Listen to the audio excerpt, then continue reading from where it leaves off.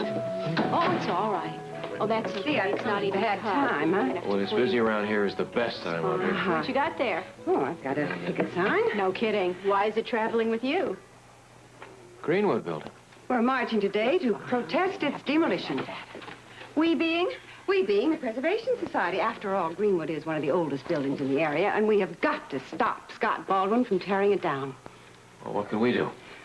Well, there's only one thing. Join us. Well, you're early.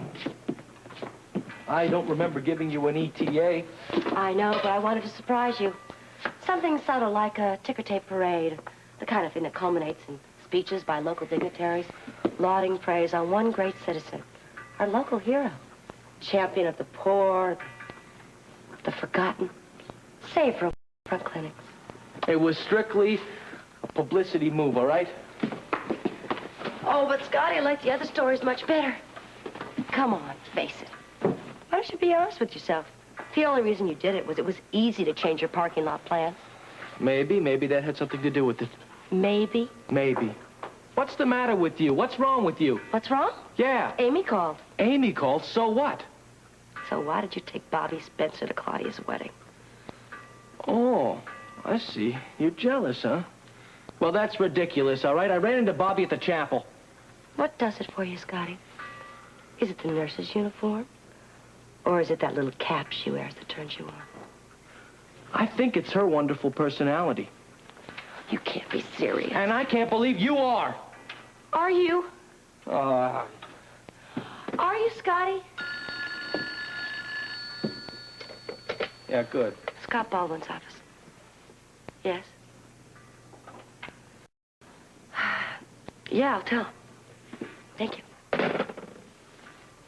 What? What is it? Remember what a headache you got over the waterfront clinic? Yes, I remember what a headache I got. Well, you better get the aspirin out, because this is going to be even worse. I hope you're decent. I would have appreciated a knock. Difficult to knock when you have a tray in your hand. Breakfast in bed? Yes, all your favorites. We have juice, we have bacon and eggs, and tea. I didn't eat breakfast. Today you do. No, really, I can't. I have so much to do today. I have a hair appointment. I have to go and pick up a dress, not to mention shopping and phone calls. All those excuses can wait. Robert, I'm serious. So am I. What do you mean? I think we need to talk. All right, why don't you take the tray downstairs, and then we can talk in the kitchen when I'm dressed. Good. I'll put the kettle on.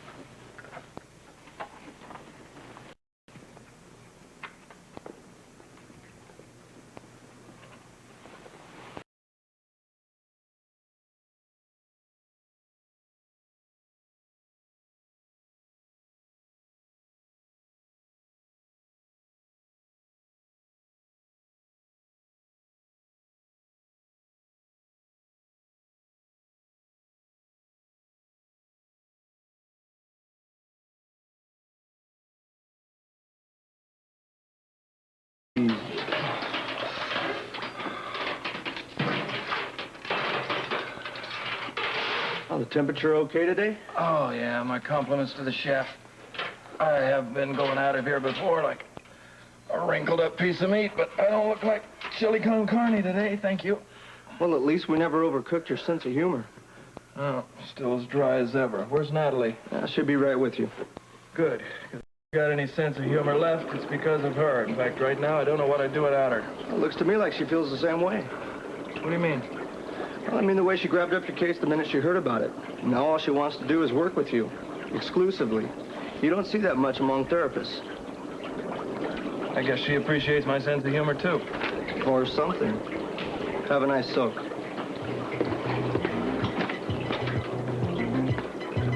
Or something.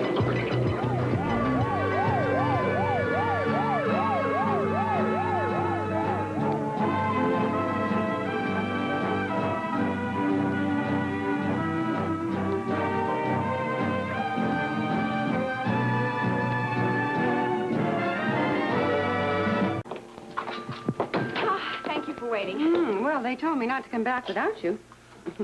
Audrey, while we have this lull, why don't you explain all the details to us?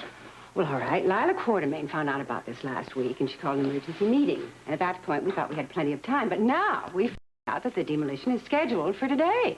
Well, how did they move it up? I mean, did you know anything about it?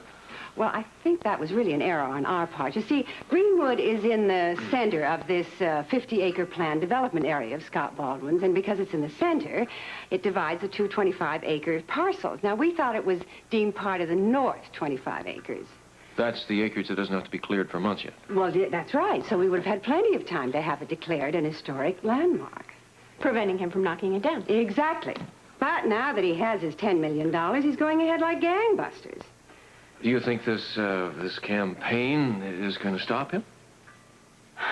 Well, Rick, frankly, we just don't know what else to do. Audrey, how many volunteers do you have for this? Well, not nearly enough. You want us to join, I guess, huh? Well, Leslie, you two are civic leaders. I mean, everyone knows how well Rick campaigned to save the clinic. Your contribution would mean so much to so many people. Oh, please, how about it?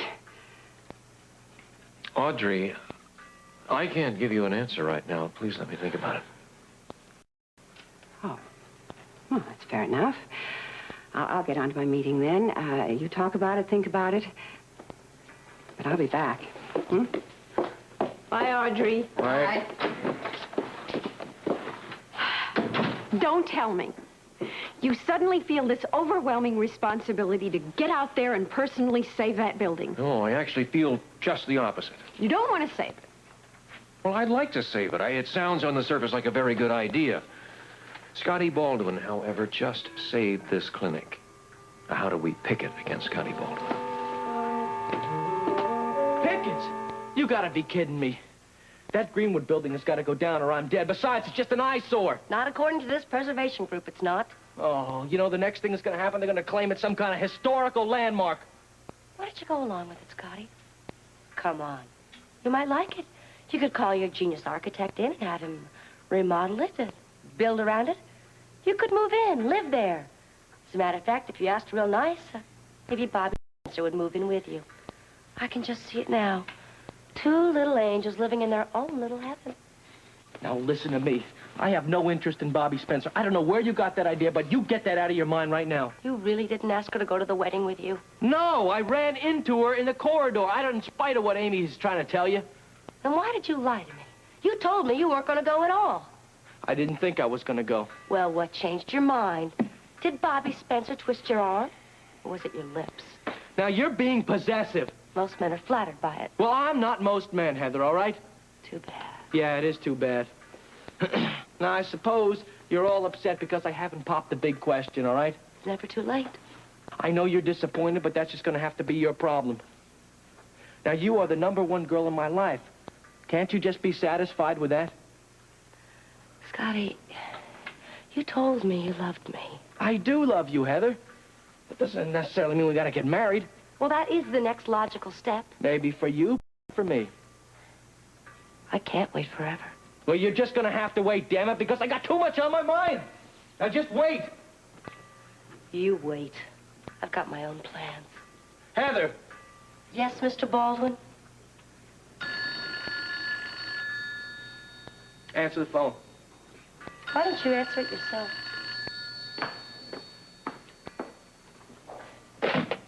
Hello?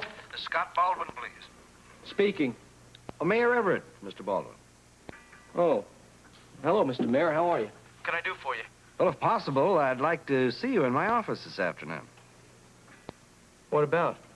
There's a gentleman here who would very much like to talk to you about the waterfront project. He has an offer I think you should hear. Well, who else is going to attend? I thought I'd invite the police commissioner.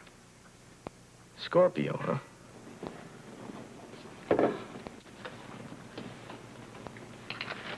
Well, that was fast. Busy day. The tea's on. It shouldn't be more than a second.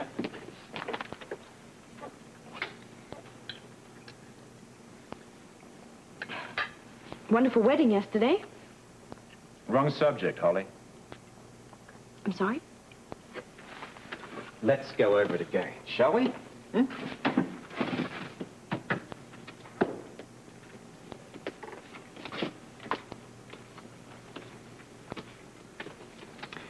Now, as as I recall, we were watching Rebecca on television. And you said to me, wouldn't it be wonderful if one day we could own a house like Mandalay? One of our own. One with a big long drive that took a cut lunch and a compass before you found the house. You don't have to replay it. I remember. I'm just not sure that I'm ready to talk about it yet. We have to. It frightens me. What? The whole thing. We were caught up in the movie. In the moment. Nothing was supposed to happen. But it did, though. Not if we pretend it didn't. There's no more pretending, love. At least not from me. I said something to you. Were you happy being married to me? You said yes. I am, but... I wanted to kiss you, and you knew it. I did, and you allowed it. It just doesn't end there. It can't.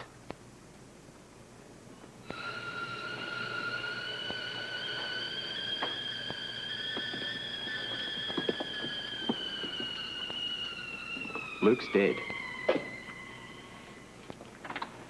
And you're very much alive. I think it's pretty obvious how I feel about you. Point is, what are we going to do about it now?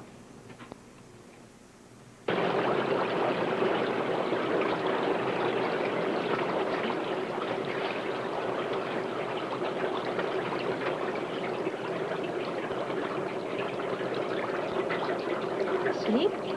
He's resting. No, I was just remembering. What? Oh, track meet I saw on television a long time ago.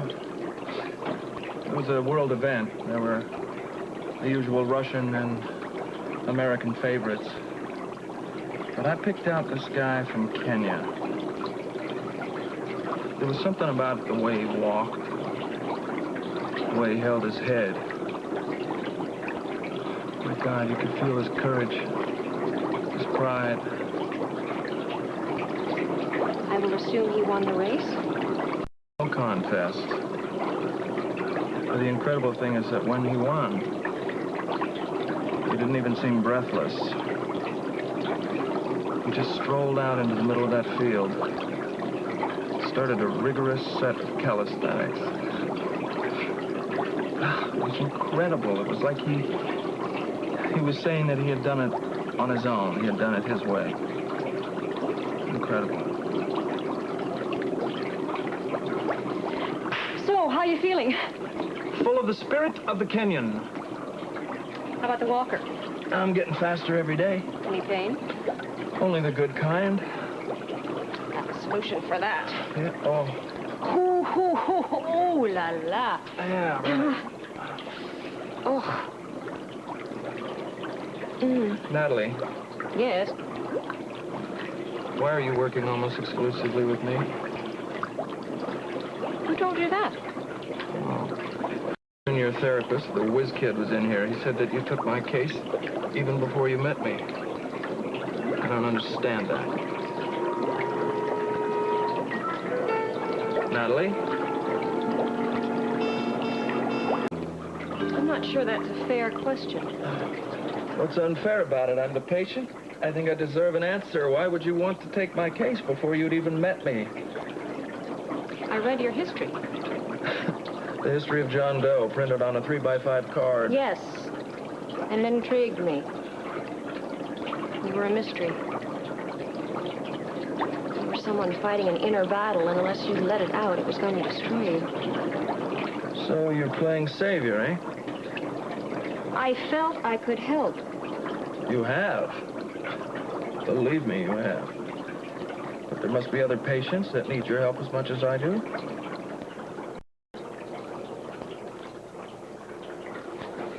All right, Luke. I'll give it to you straight. I chose you because you were a challenge. A real challenge. I felt you were somebody who needed much more than physical therapy, and I felt I could help you. That still doesn't explain why you work with me exclusively. I talked with Doctors Marino and Rochelle, and they both agreed that you needed special handling.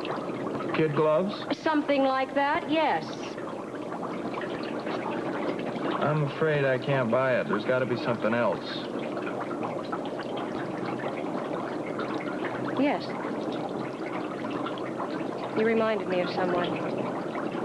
Someone who was very dear to me. Was? He was badly wounded in Vietnam. And thanks to a fast medical evacuation, his life was saved. And he was to have been transferred back to a veterans hospital here, where he was going to live the rest of his life in bed. But he wasn't that kind of a man. To live, he needed his legs, and they were gone. What happened to him? He killed himself.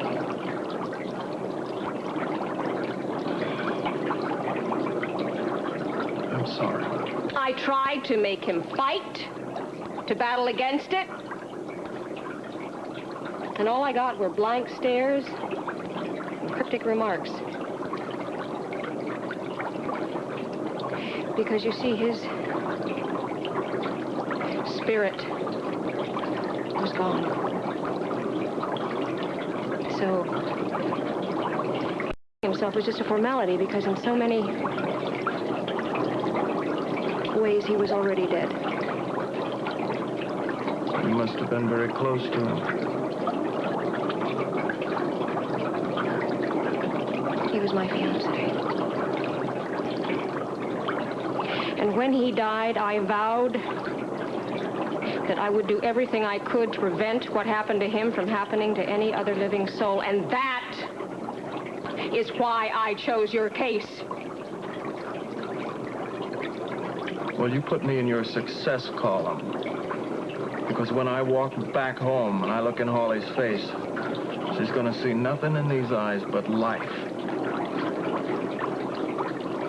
Turn up the heat. Natalie. In case I've never said it before, thank you.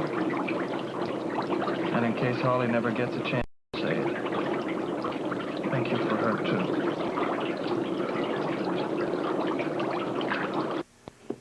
They're there. Lots of them. We can't go on denying they exist. Some feelings have to be controlled. Yes. And others confronted. You kissed me last night.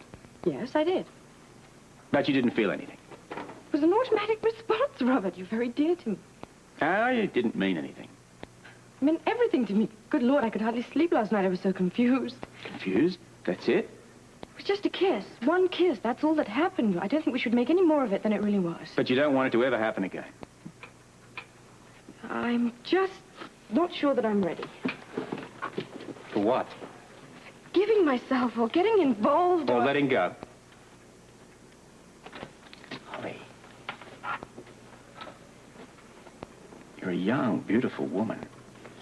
Full of needs and desire. I'm not talking about physical desire. I mean the need to love. For love. And be loved. I know. Hey, is it me then? No. You're everything to me, Robert. I know that Luke is dead. And that the baby is gone. And that life must go on. But just how soon I'm going to be able to accept that, I just don't know.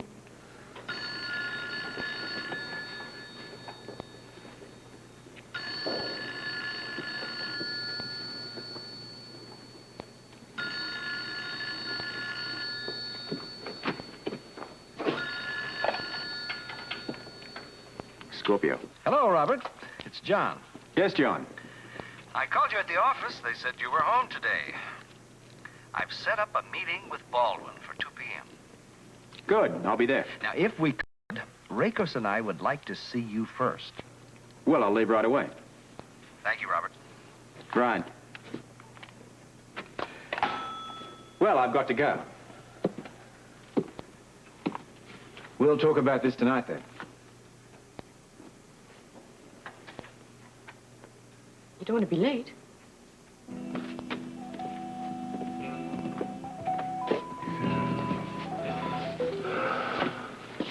Marty, you said? Marty Monroe. From Walla Walla, Washington. As Marty used to say, they liked the town so much they named it twice. High school sweetheart? No, we met over there. I was born in Yonkers, New York. And after college, I went to nursing school and then into the Army and overseas. And Marty was a lieutenant fresh out of S. And we met on one of those classically hot Saigon nights. Oh, he was so dashing in his freshly pressed uniform. All spit and polish, gung-ho Marine. So full of confidence and courage and life. We had a few wonderful weeks. And then he was sent off to one of those hills with a number instead of a name. And the next time I saw him, he was paralyzed from the chest down.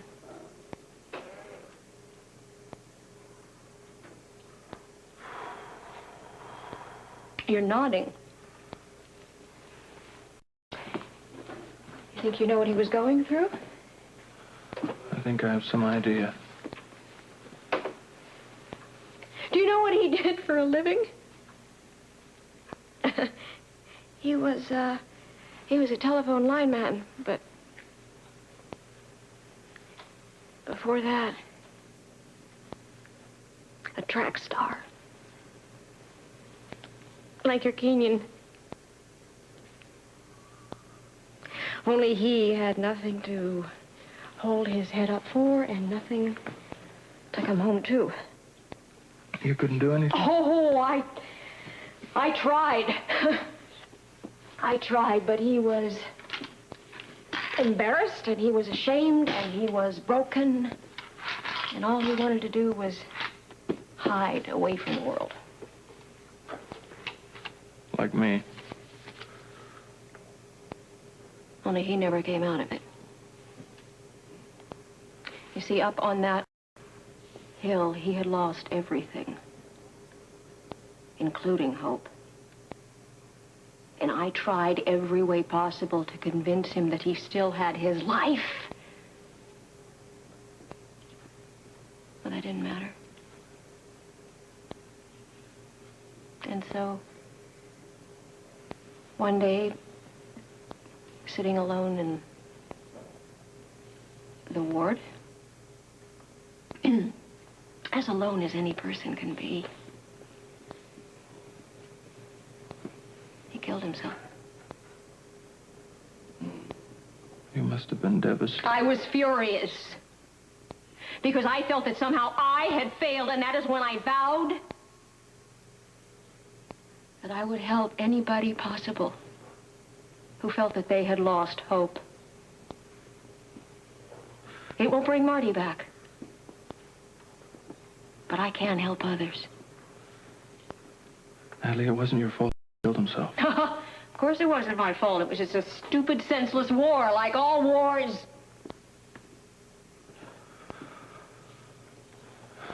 I'm all right. Hey, look, I know you're all right. I just wanted to say thank you, and believe me, I am not exactly a blue ribbon winner when it comes to appreciation. But, lady, I owe you a lot. You're welcome.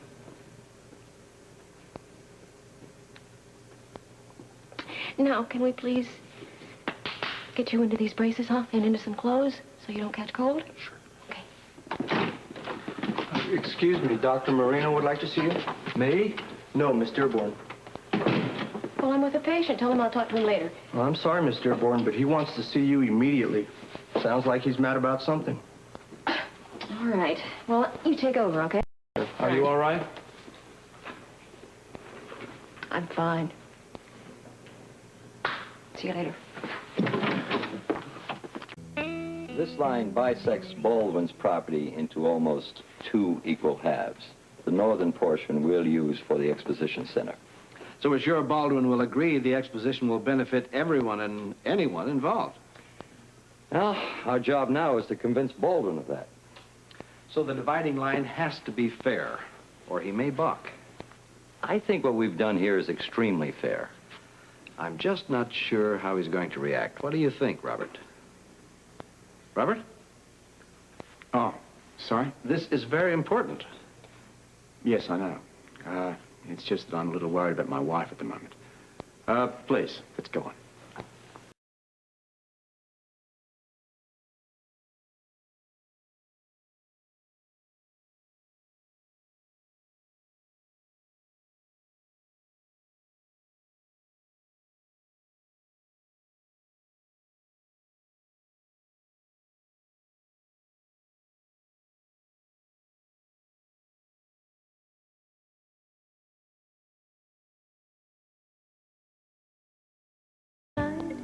I asked her.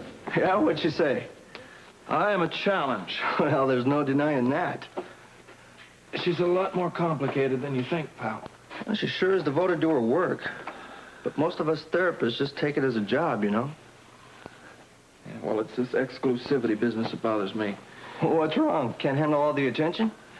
No, I just don't want her to get any trouble for it, that's all. Well, that wouldn't be your fault. What do you think Moreno's talking to her about? Well, I don't know. He's mad about something, though. But I wouldn't worry about it. Everyone likes her. Yes. Tell them to call me the minute they hear anything. Good. Thank you very much. Sorry to keep you waiting, Natalie. No, that's quite all right, Doctor. Thank you. I tried to get you in your office. There was no answer. Yes, I was with a patient. Mr. Doe, I'll assume? Yes, I have him in Whirlpool 3 times a week, and he's making progress finally with those braces, and I'm seeing real signs of improvement with coordination. What, Doctor? The reason I called you in here was to tell you I'm removing you from the John Doe case. When? Today. I'm sorry, Natalie.